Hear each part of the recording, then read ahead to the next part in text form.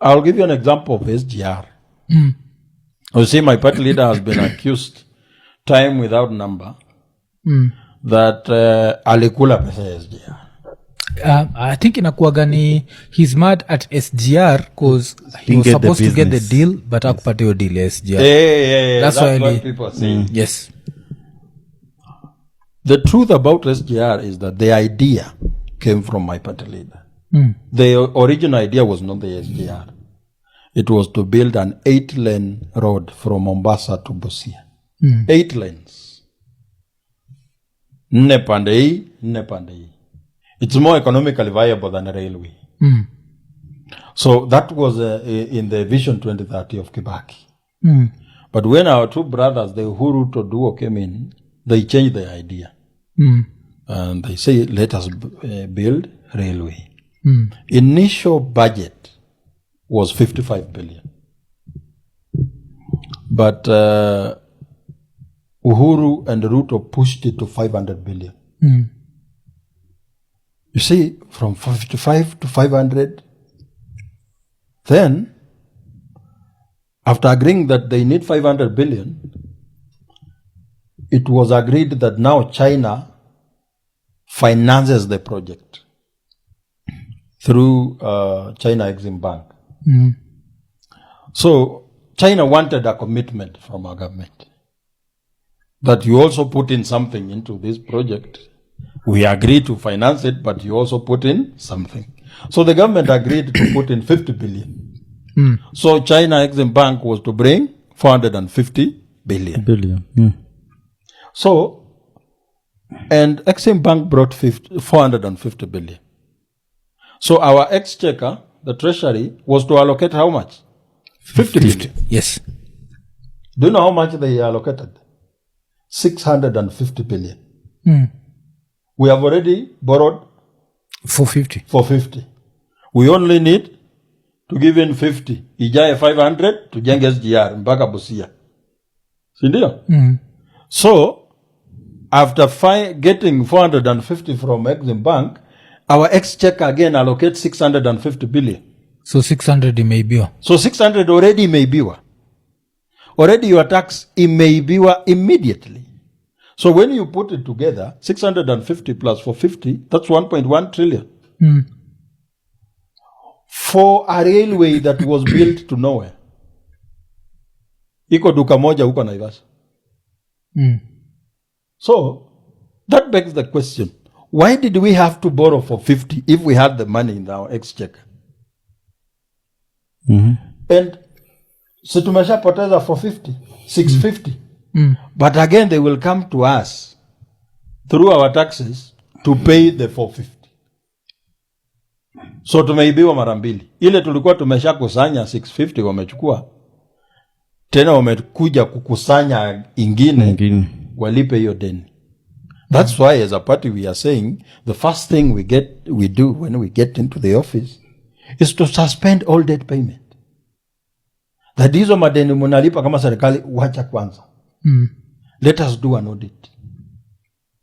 When we do an audit, we will determine what is supposed to be paid and what should not be paid.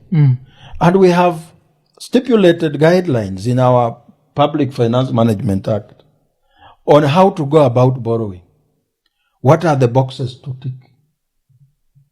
One is that it has to be approved by Parliament. When you are doing a budget policy statement, the proposal, the appropriation, the revenue raising proposal, you say we are going to project like we are going to collect 2.3 trillion. Yes. But our budget is 4.3 trillion. So we need to borrow 900 billion. But this borrowing should be pegged on our project. So Parliament is the one to approve that we are going to borrow 200 billion from Exim Bank for this project. It has to have a vote hit. So after that, the government only borrows according to the vote held by parliament for that particular project. So any borrowing that was not approved by parliament, that's not our debt. Hiyo sio yetu. Again, if what we borrowed was not used for the intended purpose, it takes away the burden from the people. Now the burden goes to the person who borrowed.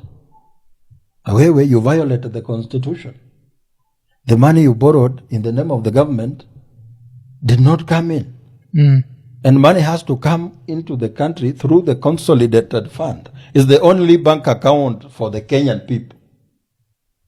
So if you borrowed money that didn't come to the consolidated fund, we are not paying.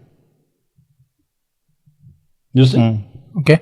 So the how, once you stop paying fake debt, estimately you are using 2 trillion every year to pay debt, which means that you now have the 2 trillion.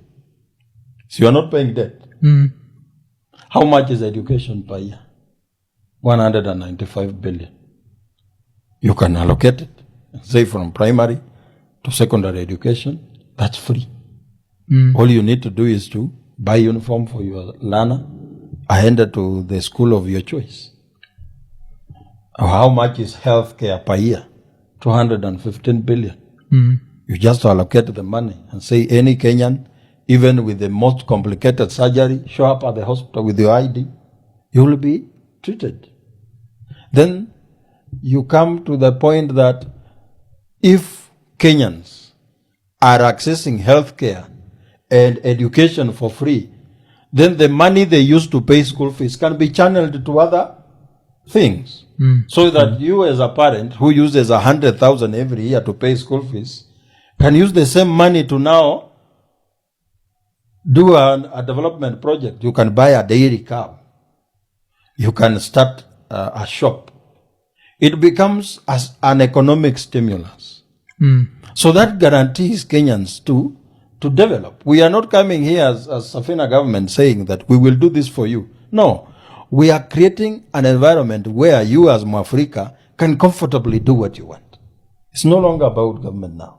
Okay. Because hapa lakini kigoogle story inaniambia the Nairobi Mombasa standard gauge phase 1 cost approximately 327 billion. Yes?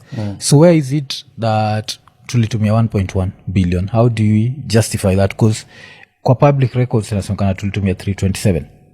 Now, that public record is what incriminates them.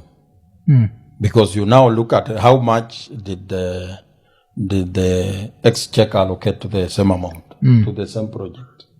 How much did we get from China? Then how much did we use? Are these records like easily accessible? You have to know person to know person. Yes. So, my party leader is a well-connected person. So we get things that the government doesn't want us to get. The information we have is not the information the government would easily let it out here. Yes. Because when Kenyans know what really happened, they will not last in office. They don't want other checkers. Yeah. And the reason why we are confident, there is no party, any other party that can talk about the issue of debt. Ask me why. Because once you do debt audit and you find those people who ate the money, they are in all these other parties except Safina. So, where did the reign of debt started beating us? After Uhuru came in. So you cannot talk about debt and not mention Uhuru. You cannot talk about debt and not mention Ruto. Remember the case of Europe in 2014? Wakati Raila alikuwa ameleta shida. What did Ruto say? Mambo ya deni niulizeni mimi. I am the deputy president. I'm in charge. So he took the responsibility that if Kenyans have any questions on the issue of debt, who do we ask? Some way. William Samoei Ruto. Yes. So what are they telling us now? That was Uhuru You see they mismanage the country. Who is they?